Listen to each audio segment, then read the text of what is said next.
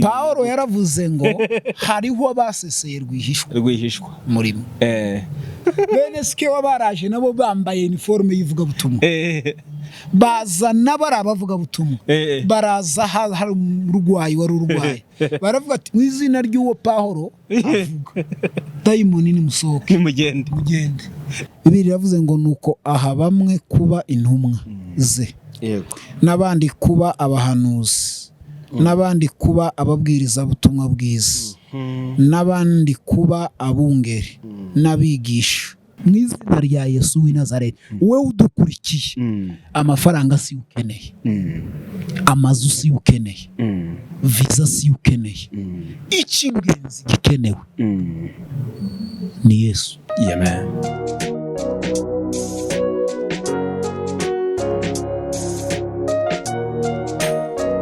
Yesu nashimwe nshuti bavandimwe wawudukurikiye amahoro y'Imana bane nawe turagusuhuje kandi tugukomeza. Impamvu tukubwira ngo komera niko muri isi aho tugenda hirya no hino muri mji cyangwa se Paulo yaravuze ngo turi muri isi turadufasha igihe mu ntambara. Bivuze ngo mu ntambara rero haba hariho byinshi bituma umugenzi adahagarara neza. Rero turagukomeje kandi tukubwira ngo Yesu abane nawe aho uri hose kandi Yesu muri kumwe kabone n'ubwo waba uri mu bihe bitameze neza, mu bihe by'uburwayi, mu bihe bitakoroheye, ariko ndagira ngo nkubwire ngo Yesu arakuzi kandi aragukunda. Ndagukomeje rero nshuti muvandimwe aho ushobora kuba urwaye, ushobora kuba wahanwe n'inshuti, ariko Yesu we ntiyaguhana ntiyakureka. Rero gubwa neza kandi tuguhaye ikaze nanone. Hanyuma rero nanone ni kwa kundi tugira gutya tukazana tukazana abatumirwa bagiye batandukanye. Uyu munsi ro mu kiganiro cyacu cyitwa ivugabutumwa kwisonga turi kumwe nanone ntabwo ari musha mu kiganiro cyangwa se ku mpamba aramenyereye aho yavuze ati tugomba gushira ivugabutumwa kwisonga, nta kindi kintu tugomba gushira imbere usibye kwamamaza umwami wacu Yesu Christo. Komera Bavandimwe. Barakoze. Turashima Imana ikomeje kuturinda. Yego. Umeze neza? Tumeze neza. Icyumweru cyagenze neza? Icyumweru cyagenze neza. Imana ikomeje kuturinda. Ku rusengero ivugabutumwa riri kwisonga cyangwa hari ibindi ivugabutumwa riri kwisonga no mukanya dufite amateraniro. Amen. Tugira kabiri. Yego. Hariya ku itorero ryacu dukoreramo umurimo w'Imana Foursquare. Tugira kabiri dufite n'abashitsi. Yego. Urumva bavuye i Kigali, bavuye i Goma. Muri DRC urumva kuvuga ubutumwa riri kwisonga pe. Mumeze neza cyane rwose. Tugomba kurishira kwisonga kuko niwo mukoro twasigiwe. Ni nayo nshingano cyangwa se niyo nshingano ya mbere y'itorero. Hari ikindi mbega bundi niwo mukoro abarundi bavuga niwo mukoro niwo murimo wa mbere. Ibindi bikaza nyuma, ibindi bikuririra, ibindi burya biza bije gushigikira ryavuga butumwa. Yego. Niyo fondation ufatiro. Yego. Hanyuma rero ngira ngo bavandimwe nshuti mudukurikiye twifuza kugira ngo mujye mudufasha mutele comment tubwire icyo ufite kuba ufite nawe icyo wumva wavuga kandi cyafasha abantu muri uyu murimo. Mu by'ukuri abantu bagomba kuberaho kugira ngo dushigikirane kandi ibintu birusheho kugenda neza kandi tubikore mu rukundo rw'abana b'Imana. Hanyuma rero tuguhaye ikaze nanone wasuhuza abadukurikiye. Turabasuhuje bavandimwe mudukurikiranye. Amazina ni yayandi ntabwo ari ryo rya mbere kubaha. Turashima Imana rero yaturinze tukabona uyu mwanya wo kongera kuganira ngo dusangire amagambo y'Imana ivuga ubutumwa kwisonga. Amazina ni Bizimana Patrick. Yego. Murakoze. Yego Patrick. Muri minsi urimo uratekereza ibiki bijyanye n'ivugabutumwa? Nta kindi natekereza n'ivugabutumwa ko rigomba kuba kwisonga, rigomba kuba imbere y'ibindi bintu byose, ibindi bikuririraho. Yego. Kuko mu by'ukuri urebye niwo murimo twasigiwe kandi iyo umuntu uzi ngo ndimo ndakora hanyuma yo gukora nzatanga ripoti, yego, nzasigura uburyo nakoze igikorwa nahamagariwe. yego. Niyo mpamvu rero tugomba gushyiramo umwete, ubushake n'imbaraga, yego, kugira ngo ivugabutumwa rikomeze ribe ku isonga, kuko Pawulo yaravuze ngo dufashe igihe mu ntambara. yego. Hano rero turi mu ntambara, kandi izo ntambara tugomba kuzirwana neza nk'uko Pawulo yavuze muri uyu murimo w'ivugabutumwa. Rero nta kindi rigomba kuba ku isonga. Murakoze nk'uko mbitekereza. Mwa kino gihe iyo ubirebeye ubona mu by'ukuri ivugabutumwa rihagaze gute ku rwawe ruhande, uko ubibona? Mu by'ukuri nk'ubu wajije ivugabutumwa rirakorwa nk'uko twabivuze ubushize, ariko reka tubanze twifashishe icyanditswe. Nta kibazo. Reka dusome hano mu rwandiko Paul yandikiye Abefeso, ibice 4 umurongo wa 11. Urwandiko Paul yandikiye Abefeso, ibice 4 umurongo wa 11. Bibiliya yavuze ngo nuko aha bamwe kuba intumwa ze, yego, n'abandi kuba abahanuzi, n'abandi kuba ababwiriza butumwa bwiza, n'abandi kuba abungeri n'abigisha, kugira ngo abera batunganirizwe rwose gukora umurimo wo kugabura iby'Imana no gukomeza umubiri wa Christo. Ni ukuvuga ngo twebweho turi ni kuri iyi point ivuga ngo aha abakuba abavugabutumwa bwiza. Amen. Amen. Twabivuzeho ubushize, tuvuga izi ministeri 5, yego, Yesu yadusigiye. Bamwe kuba intumwa ze, abandi kuba ababwiriza butumwa bwiza, abahanuzi, abungeri n'abigisha. Yego. Rero turi kuri iyi point warubajije ngo ivugabutumwa ubona rihagaze gute? Yego. Muri iki gihe.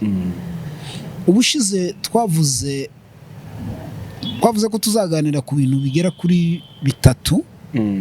Twavuze ko tuzaganira ku rukundo, ku mutwaro, ndetse n'ishaka. Yego. Ubushize twavuze ku rukundo. Mu by'ukuri twavuze ko iyo umuntu akunda umurimo runaka atawurira umwanya. Yego. Kandi iyo umuntu akunda ikintu no kucitangira kugezaho ashobora gutanga n'umubiri we. Twavuze ko Pawulo bamubujije kuja i Roma, arimo asezera abakristo yabwiraga ubwa butumwa bwiza turimo tuvuga, yari yashize ku isonga. Ubundi Pawulo ivugabutumwa niyo yari mariage, donc yari yarakoze mariage, niyo yaraseseranye no ivugabutumwa niryo ryari ku isonga mu buzima bwe. Ni ukuvuga ngo wari kumubuza ikindi kintu, kuva mu ivugabutumwa kugira ngo aje mu kindi kintu ntiyari kubikunda, kuko ivugabutumwa niryo ryari ku isonga. Niyo yaravuze ngo uyu mubiri wanje ngo sintekereza ko ari ikintu cy'agaciro, ngo mufate mubone ko ari ikintu cy'agaciro cy'ingenzi, ndamarana kugira ngo mfate icyo Kristo yamfatiye. Sinita kuri uyu mubiri wanje, ndimo ndamarana kugira ngo nsohoze wa murimo nahamagariwe. Twavuze ubushize ko kugira ngo umuntu akore uyu murimo neza, agomba kuba yarahamagawe, agomba kuba yarumvishije ijwi ryamuhamagaye. Ninde umpamagaye? Ampamagariye iki? Ampamagariye he? Turi kuri iyi po rero ivugabutumwa. Iyo umuntu yamenye ko yahamagawe, akamenya icyo yahamagariwe, akamenya aho ahamagariwe, uyu murimo ugira intambara. Na Pawulo yagiye ahura nazo kenshi, ariko ntiyazitayeho, ntiyazihaye agaciro, kubera ko ivugabutumwa ryari ku isonga. Haleluya. Warubaje rero ngo ese ivugabutumwa rimeze gute muri iki gihe? Mu by'ukuri ivugabutumwa rimeze neza kuba abarihagazemo barihamagariwe. Yego. Ariko kandi titwirengagiza ko hariho n'abandi bawukora batarabihamagariwe. Ako kantu gasobanuye neza. Babikora bate batarabihamagariwe? Pawulo yaravuze ngo hariho abaseseye Rwihinshwa muri baje gutata umudendezo w'abana b'Imana. Abo nta kindi cyabazanye. Yesu yaravuze ngo mugire umwete wo kunyura mu irembo rifunganye, kuko irembo rifunganye niyo nzira nyakuri. Hari abantu batanyuze mu irembo. Ubwo se bameze nka babandi se ati mu izina rya Yesu wa undi Pawulo avuga. Bene sikewa ariko umunsi umwe barahuye. Bene sikewa baraje nabo bambaye uniforme y'ivugabutumwa. Baza bari abavugabutumwa. Baraza hari urwayi wari urwaye. Baravuga ati mu izina rya Yesu, mu izina ry'uwo Pawulo avuga, dayimoni ni musohoke mugende. Umva ko nabo bari baje ari abavugabutumwa. Ndimo ndasatira kuri cya kibazo warumbaje gusa urabona ivugabutumwa muri iki gihe rimeze gute. Mu by'ukuri abari hamagariwe bari hagazemo neza. Bazi uwabahamagaye, bazi icyo bakora, bazi igihe bafite uko kimeze, kandi bazi ko anytime kumwishu bazabazwa raporo y'ibyo bakoze. Kuko Yesu yavuze ati nkwiriye gukora umurimo wahariye mu butumwa bwiza bwa Yohani bice 9:4. Yaravuze ngo nkwiriye gukora umurimo wantumye akiri ku manywa, dore bugiye kwira n'igihe umuntu atakibasha gukora. Kandi umwijima ubwire Yesu yarimo avuga ntabwo ari ubu dutegereje buza saa 12, yarimo avuga urupfu rwe. Ko hari igihe mu gihe gifite ubwo mwanya, mu gihe gihawe opportunity, reka kora ivugabutumwa akiri kare, arimo arasatira kugera ku rupfu igihe umuntu igihe atazoba kibasha gukora. Nibyo yavugaga. Rero aho nari muze bari abene sikewa nabo abadayimoni ni gitangaza nshuti yanjye. Barabwira ati uwo Pawulo muvuga turamuzi, na Yesu turamuzi, mwebwe se muri bande? Ariko bari abahungu buriya mu by'ukuri tubaye nka bari bafite kwizeramo.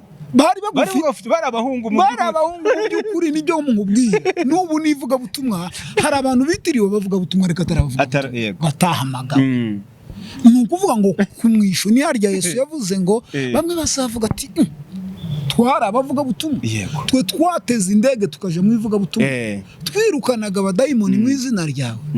Asababwira sinigeze mbamenya. Daniel yaravuze ngo hazabaho igihe cy'umubabaro ukomeye, ngo hazabaho igitabo, hazabumburwa ibitabo, habumburwe n'ikindi gitabo, hazabaho igitabo cyanditswemo imirimo, habumburwe n'igitabo cyanditswemo amazina. Mbese izina ryawe ririmo? Haleluya.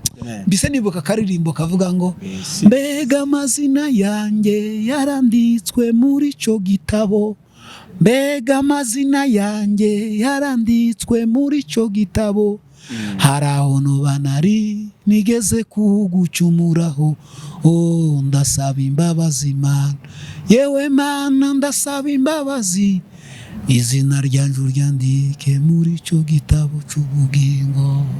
Haleluya. Amen. Nukuvuga ngo tugomba guharanira ibyo dukora byose, tukamenya ko amazina yacu yanditswe muri icyo gitabo. Kuri wa munsi tuzogera imbere y'Imana dutange raporo. Nari umuvugabutumwa, nari umuhanuzi, nari umuririmbyi, ariko se bakubaze ati ngaho bankureba izina ryawe uri bure n'ikibazo n'iki gihe mu by'ukuri warubajije ngo sivuga butumwa ribona gute. Abantu dushishoze tumenye ko twahamagawe, kandi tumenye ko uyu murimo tuwadukora. Ese uko twahamagawe, icyo twahamagariwe nicyo tuhadukora, kandi uyu murimo turimo dukora ese dusa nawo? Twera imbuto z'imirimo myiza y'ubu butumwa bwiza. Nicyo rero mu by'ukuri ivuga butumwa ko waruvuze kuba Imana yahamagaye barimo bararikora neza, kandi biteguye ku munsi umwe bazabibazwa. Ariko kandi tutirengagije kuko hari abandi nabo baje rwihishwa muri nkike cyangwa se muri ministeri y'ivugabutumwa ariko batarahamagawe.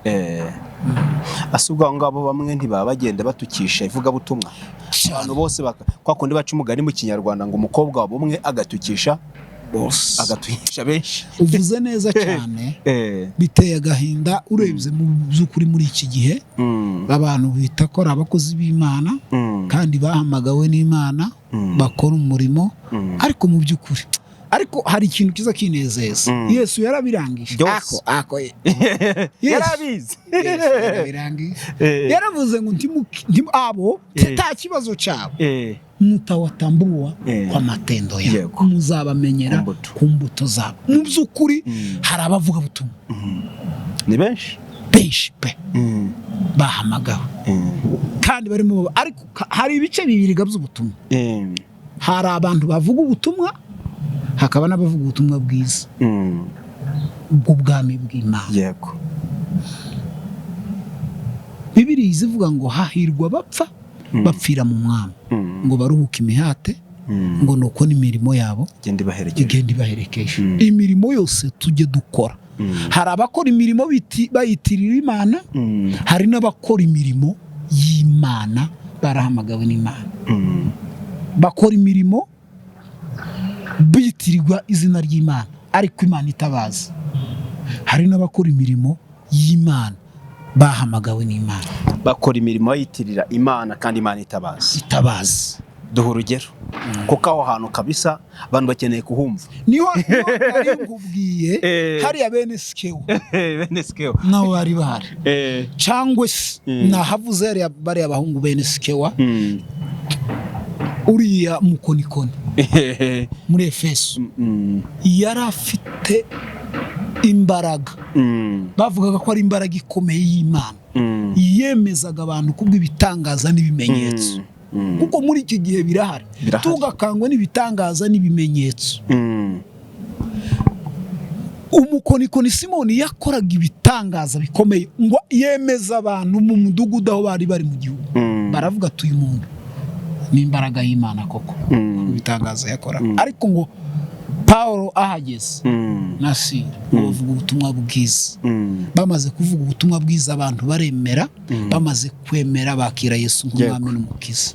Hanyuma Simoni umukonikoni ngo bitegereje, abona imbaraga bafite zitandukanye n'izi.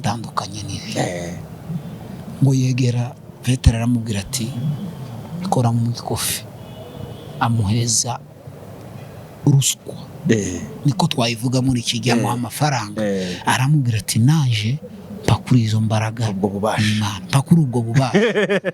Kadukoresha iryo zina, njye ngira ubwo bubasha. Naje ngira ubwo bubasha, ubwo butwari mwavuga. Naje mpitinge. Yego, uzi ko hari abantu bitwaje ivugabutumwa bakeneye ngo bahitinge bagira amazina akomeye, ariko mu by'ukuri batakinyene batarimo bamamaza Yesu, batamamaza ubutumwa bw'agakiza, bari kwamamaza amazina yabo, bari kugira ngo bahitinge, bari kugira ngo bamenyekane ku mbuga nkoranyambaga, kuri za social media, ariko mu by'ukuri Imana itabaza.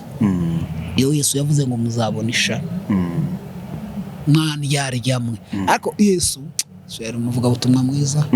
Yabwiye abayuda ngo mwana yaryamwe Abafarisayo, abanditsi n'Abafarisayo n'abanditsi, abatambyi bambaye amakanzu yanditseho amategeko byose, kandi ko abantu bose bababonaga bakavuga ngo rabi barabi, abigisha ba mwalimu mwema. Ariko ngo Yesu ngo arabitegereza, arababwira ngo mwana yaryamwe, muza muvuga iby'agakiza, muza muvuga agakiza ku minwa ariko kataba mu mitima yanyu. Yarababwira ngo mumeze nka kurya kw'imva zisizi inyuma ziteyeho amakaro, ariko imbere ari amagufwa yabuze. Mumeze nk'igikombe cyogesha inyuma, ariko imbere ari umwanda. Arababwira ngo iyo muza kuba b'Imana mwari kumva iby'Imana. Iyo muza kuba abana, baravuze turi bene Aburahamu, twebwe abana ba Iburahimu. Arababwira ngo iyo muje kuba ba Iburahimu mwari kumva ibindi mubabwira by'Imana. Aburahamu atarabaho ngewe narindiho, wewe nde mwene Yosefu w'ejo. Yesu ni mwiza. Arabwira ati iyo muje kuba b'Imana rero mwumva iby'Imana, mukitondera iby'Imana. Niho rero natwari tuvuze abavuga ubutumwa mu by'ukuri, hari ivuga ubutumwa, hari abantu bavuga ubutumwa ariko butari ubutumwa bw'agakiza. Nta kindi Yesu yaje kuduha. Yaravuze ngo mwese abarushe n'abaremererewe nimuze ndabaruhura. Abantu bari mu byaha, yego, abantu bararusha, abantu bari mu mwijima. Yesu nta kindi yaje kuduha, n'agakiza kadukiza biriya byaha twari turimo. Yaje ari umuco, ngo adukure muri uwo mwijima twari turimo tumurikirwe. Ariko rero ese wibaze nanjye nibaze niba uri umuvugabutumwa n'undi urawe udukurikiye uri umuvugabutumwa uri umuhanuzi uri umuapotre urindi wibaze ngo ese ubutumwa urimo uvuga ni ubutumwa bw'agakiza bujyana abantu bukura abantu umukurimbuka bukajyana kuri Yesu. Kuko urebye ubu nyine hari ubutumwa bwinshi buvugwa wareba ukabona se ubutumwa bwiza. Abantu barimo baraheza abantu ubutumwa ariko butari ubutumwa bwiza. Kuvuga ngo icyo Yesu yaje kuduha n'agakiza ngo turuhure ibyaha twari turimo. Ko turabwira abantu mu by'ukuri ibi byose duharanira guhe abantu ngo akira inzu akira visa ariko ibyo biri hano kuri isi, ibyo byose biri hano ku isi. Bibiri iravuga ngo mushaka ubwami bw'Imana no gukiranuka kwayo, ibindi byose muzabyongererwa. Ibi byose tuhatwitwaza mu ivugabutumwa ngo duheze abantu kugira ngo amazina yacu agaragare, kugira ngo tubone hiti. Ibyo byose turabyemerewe nitwakira Yesu. Urufatiro nyarwo ni Yesu Kristo, ibindi byose bikabonaho byubakika. Ariko kubaka, kugira inzu, kugira amafaranga, kuja muri Amerika, kuja muri Australia, hari icyo bitaguha. Ni ukuvuga ngo ikintu tugukenye ni Yesu Kristo. Kuko nitumara kubona Yesu tuzabona n'ibindi byose. Amen, amen, amen, amen. Rero ivugabutumwa rigomba kuba ku isonga, kandi ivugabutumwa rivuga gupfa kwa Yesu n'ukuzuka ndetse no kugaruka aza kwima ingoma ye. Hari urubanza ibi gukora by'ivugabutumwa, ibi byose ubutumwa twirirwa tuvuga ku mbuga nkoranyambaga, ibyo twirirwa tujyaho mu misozi. Hari igitondo kimwe tuzaje imbere y'intebe y'imanza, buri muntu wese agasigura akavuga uwe wamutumye mu kazi, akavuga ninde wari mukorera wa munsi, cya gihe wari muvugira ndi. Rero mu by'ukuri ni nk'uko navuga. Rero hariya twari tuvuze kuri Simoni, rero abonye Pawulo imbaraga z'Imana asanga ntizisanzwe, asanga n'imbaraga zidasanzwe, asanga n'umugabo ufite izindi mbaraga, yifuza kumenya izo mbaraga ziri. Aravuga ati nyamara nubwo nkoresha izi ariko ndabona izanje zidahagije. Pawulo aramubwira ati ifana ifeza n'izahabu, impano y'Imana ntabwo igugwa amafaranga. Petero amubwira impano y'Imana ntabwo igugwa amafaranga. Mu by'ukuri muri ubu butumwa bwiza hakenewe imbaraga. Reka tubwire abadukurikiye ko umuhamagaro w'Imana tugurwa n'Imana y'ubwayo. Witangira wibuke Petero na Yohana bageze hariye ku rusengero rwitwa Rwiza, basangaho cya kirema cyari cyagize igihe kirekire ngo cyicara gisabiriza, kirabasaba wa mumpi. Petero aramubwira ngo dutumbire, kiravuga ati aha noneho ndabonye ngiye guhabwa, aha ndabona ikintu cy'agaciro. Burya umuntu atanga icyo afite. Petero aramubwira ngo dutumbire, ifeza n'izahabu ntazo dufite. Kandi mu by'ukuri abasesenguzi bavuga ko ifeza n'izahabu bari bazifite. Mu yandi magambo amafaranga bari bayafite, ariko baramubwita bararebye psychologically igihe umaze wicaye hano n'ubundi ifeza warazibonye ariko ntiwahavuye zakumariye iki? Buhoro uza wicara hano uza gusabiriza, ubundi nituziguha nta tuzikumariye. Ariko noneho icyo tufite cy'agaciro turakigwa mu izina rya Yesu, mu izina rya Yesu w'i Nazareti. Wowe udukurikiye, amafaranga si ukeneye, amazu si ukeneye, visa si ukeneye, icy'ingenzi gikenewe ni Yesu. Baramubwira ngo haguruka wikorere uburiri bwawe, kuko umuntu bamuhaye Yesu, kuko Yesu ni urimo byose. Nimumara kubona Yesu muzabona ibindi byose. Yahise ahaguruka bamuzima, za feza yirirwa agasabiriza ajya kuzishaka, aza kuzikorera. Yagenda bamubonaga baravuze niwe, bamwe ati ndabona ari we, abandi tarasa nawe, nyamara niwe ninjye. Kuko yahuye n'abagabo bafite imbaraga, yahuye n'abagabo bahuye na Yesu, batumwe na Yesu, bashize ivugabutumwa ku isonga, barimo bagenda bamamaza, bafite inyota, bafite umutwaro. Ni ukuvuga ngo icya kabiri twarimo tuvuga ni umutwaro.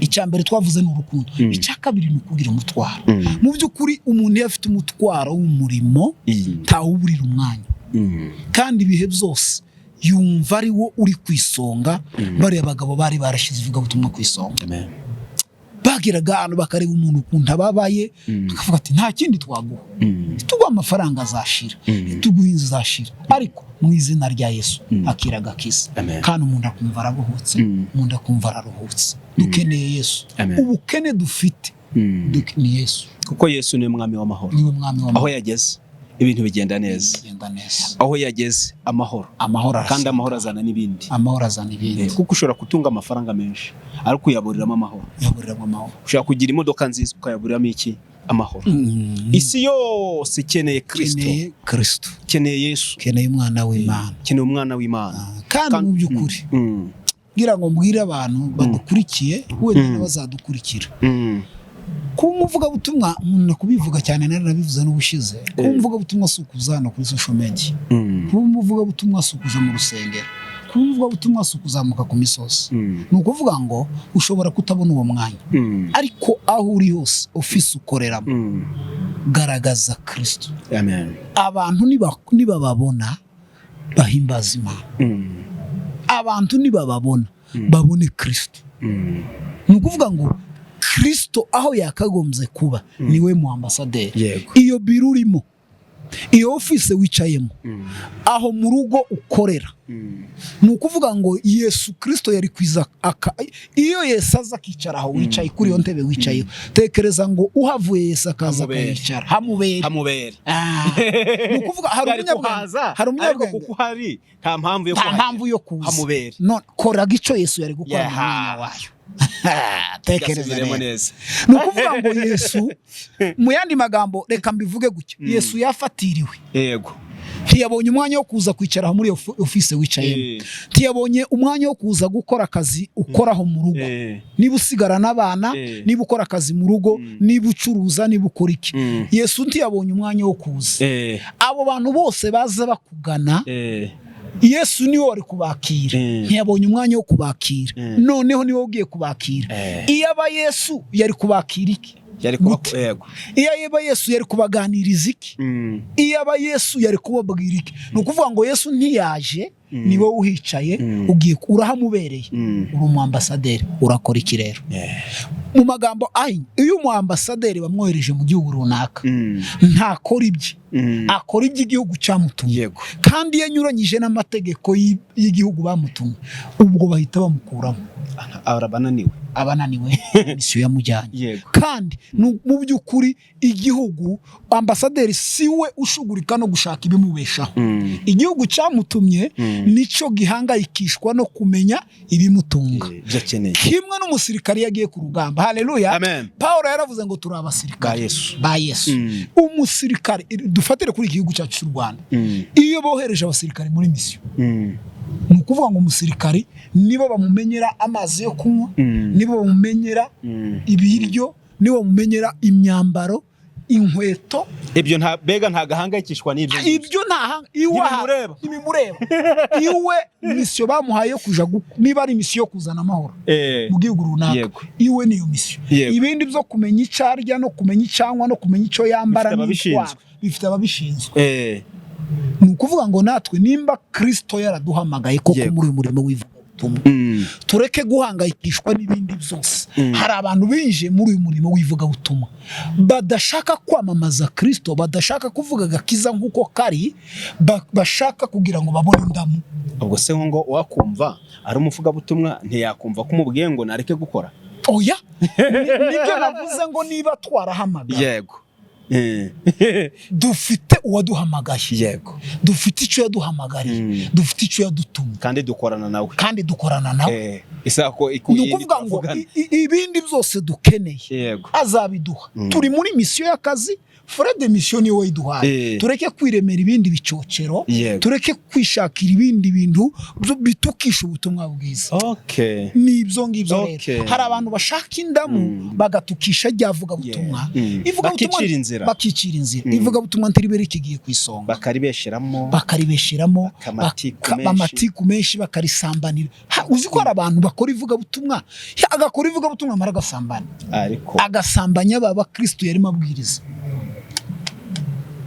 agakora ivugabutumwa akiba abantu yarimo abwiriza none surambira ngo ugene ivugabutumwa subwo bari bicyari mura nibyo nakubwiye ngo hari abaseseye Rwihishwa niyo Yesu yavuze aravuga ngo mugire ubwenge si bose bavuga ngo mwami bazabona ubwami bw'Imana si benshi bitwaza ivugabutumwa si benshi bitwaza ubuhanuzi si benshi bitwaza ko ari intumwa nyamara muzabamenyera ku mbuto zabo nicyo byose Yesu yarabirangije kandi ibyo dukora byose turi kwiherezo yego mu byayishwe aravuga ngo uwandura gumye yandure uwezwa agumwezwe ndaje vuba nzanye n'ingororano kugira ngo ngororere umuntu wese ibikwiranye n'ibyo wakoze mbese nshuti muvandimwe ukunda umurimo wahamagariwe ninde wo guhamagaye yaguhamagariye iki icya kabiri ubwira umutwaro w'uwo murimo wawushize ku isonga Mose yagiraga umutwe Bibiliya ivuga ngo Mose Imana yaramuhamagaye iramubwira ngo jya kwa Farawo uje kunkurirayo ubwoko bwanje ahita amenya icyo ahamagariwe ni ukuvuga ngo yanga kwitwa umuhungu w'umukobwa wo kwa Farawo akunda kuja kurenganana n'ubwoko bw'Imana tekereza kuva muri presidansi Komose yakoze ikintu gikomeye turi ku ijambo rivuga ngo ivugabutumwa ku isonga ariko kandi kugira umutwaro w'umurimo wahamagariwe Mose ava muri presidansi ariko na Paulo yarabivuze ibyari ndamuyanje nabitekereje kigiho kubwo kuronka Kristo iyo umaze kwisobanukirwa rero iyo umaze kumenya icyo wahamagariwe biryabonaga by'ingenzi hari igihe kuri wowe ubonye ko nta uvuze neza ntubona ibi byose tumaranira ibi tumaranira guheza abantu akira inzu akira visa fata imodoka urahezagiwe ubonye umugisha ibyo nibyo Paulo yari afite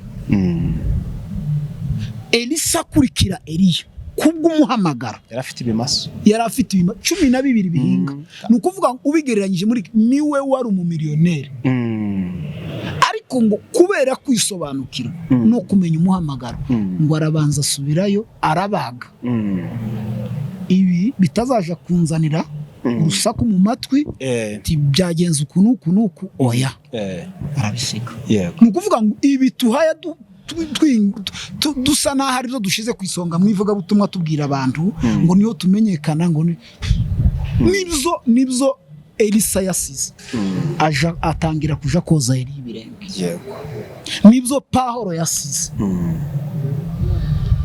nibyo Mose yasize muri akunda kuja kurengananwa n'ubwoko bw'Imana kubera ishaka ry'umurimo w'Imana rero futi bavandimwe dusangiye guhamagara uyu murimo w'ivugabutumwa twasigiwe twahawe n'umwami Yesu tuwukore kabazawubazwa amen kandi turi kwiherezo turimo turagana ku munsi wa nyuma aho umuntu wese azatanga raporo y'icyo yakoze amen hanyuma tugana ku musozo reka tubwire abadukurikiye yuko ikiganiro kikomeje tuzagaruka aho tuzareba ivugabutumwa ryo mu rusengero tureba ku mbogamizi zituma ivugabutumwa ritagenda neza ku makanisa mu ngo zacu ibintu nk'ibyo ngibyo kuko nabyo ivugabutumwa ni ikintu kinini cyane kirenze uko tubitekereza mu by'ukuri kandi na misiyo ya Yesu ni misiyo Yesu yasigiye itorero rero ngewe nawe mu by'ukuri tugomba gufatikanya kugira ngo dushire ivugabutumwa ku isonga amahoro y'Imana rero abane namwe wari udukurikiye hanyuma reka duhereze umwanya ugira icyo uvuga ubundi usenga Imana arakoze cyane muvandimwe rero nshuti muvandimwe ivugabutumwa ririmo amadepartema menshi wenda nitugaruka tuzabivugaho uburyo abantu bashobora gukora ivugabutumwa bakamamaza Kristo utafashe microphone twarabivuze kenshi tuzavuga izo department uburyo umuntu ashobora guhagarara mu iterambere katarimo agakora ivugabutumwa kandi rikagira umumaro urakoze kora share na subscribe usangize n'abandi kandi aho uri ubu muvugabutumwa uvugira Kristo reka dusenga Imana turagushimiye Mana yacu, urakwiriye gushimwa no guhimbazwa. Ibihe byose wahozeho uri ku ngoma kandi uzahoraho. Duhagaze kuri iyi mikoro Mpambanyayo TV twamamaza agakiza, ivugabutumwa ku isonga. Reka abavandimwe badukurikiranye ndetse n'abazakurikirana, buri wese abashe kuba umuvugabutumwa bwiza aho ari, muri departement yose ahagazemo, muri serivisi akoramo, yamamaza ubutumwa, yera imbuto z'ubwo butumwa bwiza. Mu byo tuvuga, mu byo dukora, ivugabutumwa rirusheho kwamamara kuzageza umunsi uzaza kujyana itorero ryawe. Urakoze, amahoro yawe akomeza aganze none n'iteka ryose, mu izina rya Yesu Kristo, amen.